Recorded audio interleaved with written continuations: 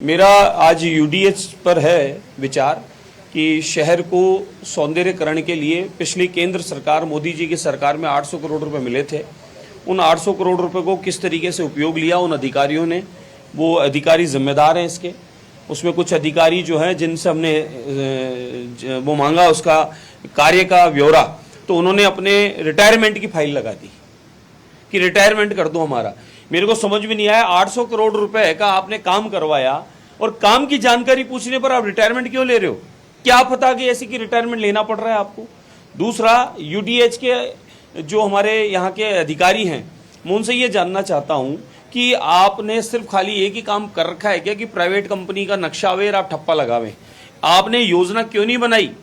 शहर 50-60 किलोमीटर में बढ़ रहा है, शहर में क्या सुविधाएं चाहिए, किस तरीके से जयपुर में आज चारों ओर से जयपुर में लोग आते हैं रहने के लिए, और शहर का डेवलपमेंट क्या है, सड़कों की हालत क्या है, सिविल लाइन की हालत क्या है, किस तरीके से नालियों की हालत है। जरा सी बारिश आती घुटनों से ऊपर पानी घरों के अंदर भर जाता है।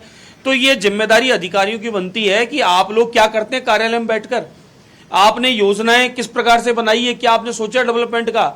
डेवलपमेंट डिपार्टमेंट लेके बैठे हो, किस लिए बैठे हो? क्या एसी में बैठकर कुर्सी तोड़ने के लिए बैठे हो? इसलिए इन सभी डिपार्टमेंट के अधिकारियों को इनको खुद को डेवलपमेंट करने की जरूरत है, और ये काम नहीं करते। रमेश जी, इनसे पूछिए, इस मामले में तो इनकी सरकार इनका साथ दे ही रही है। भजनलाल शर्मा जीरो टॉलरेंस को लेकर राज्य अधिकारियों के जितने भी कर्मचारी उन पर एक्शन ले रहे हैं, आप बोलिए इसमें भी एक्शन होगा? प्रदेश कांग्रेस अध्यक्ष गोविंद सिंह डोटासरा ने आपको लेकर के बयान दिया था। डोटासरा जी से मुझे लगता है कि डोटासरा जी का मानसिक संतुलन कहीं ना खराब भी है। उन्हें ये समझ नहीं है कि क्या बोलते हैं, क्या बोलना चाहिए। मैं मानता हूं उनकी पीड़ा है। इस समय जूली साहब जो हैं वो आगे फ्रंट पर खेल रहे हैं और जूली साहब बहुत अच्छा काम कर रहे हैं विपक्ष में। डोटासरा जी इस समय 0/0 हो गए हैं, इसलिए डोटासरा जी हो सकता है कि मानसिक संतुलन खो दिए। बाकी उनके बयान से मैंने ये अनुभव किया कि कांग्रेस का चाल चरित्र सनातन विरोधी है, अध्यात्म विरोधी है, भारत की संस्कृति के विरोधी है। जिस प्रकार के शब्द एक आध्यात्मिक व्यक्तित्व को बोलना हम किसी आम को भी नहीं बोलते, उन्होंने तो एक विशेष पद के अधिकारी को बोला है। तो मेरा मानना है कहीं ना कहीं डोटासरा जी की जो भीतर में उनके स्वयं के अध्यात्म के प्रति जो नफरत है वो उन्होंने निकाल के बताई है। दूसरी बात यह कि उन्होंने एक उकसाया है विशेष समुदाय को कि भाई मेरे को खतरा है। मुझे लगता है कि मेरी कहीं ना कहीं मेरे को दुर्घटना कराने में डोटासरा जी खुद शामिल हैं। कोई योजना उन्होंने बनाई होगी तभी तो उन्होंने माइक पर आकर ऐसा बोला है। लाउड स्पीकर को लेकर के आपका बयान था, इसको लाउड स्पीकर का वॉल्यूम कम होना चाहिए। लाउड स्पीकर पूरी कॉलोनी में नहीं होना चाहिए।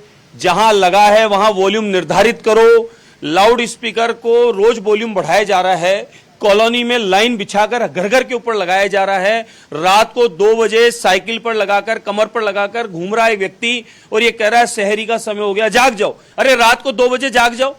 वो बेचारा सोया होगा 10, 11, 12 बजे, 2 बजे जाग जाओ।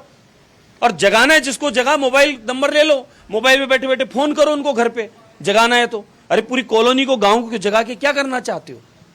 इसलिए लाउड स्पीकर के वॉल्यूम कम होना चाहिए। बिल्कुल, जिस तरीके से राकेश जी बाल मुकुंदाचार्य ने जो गोविंद सिंह डोटासरा का मुद्दा था उसको लेकर के उन्होंने बताया, लाउड स्पीकर की जो बातचीत थी, जो उसको लेकर के जो लाउड स्पीकर की आवाज़ वॉल्यूम कम किया जाए और शहरी को लेकर के जो जगाया जाता है, उन्होंने एक और अन्य लोगों को क्यों डिस्टर्ब करें, लेकिन ये कैसे सुनिश्चित होगा?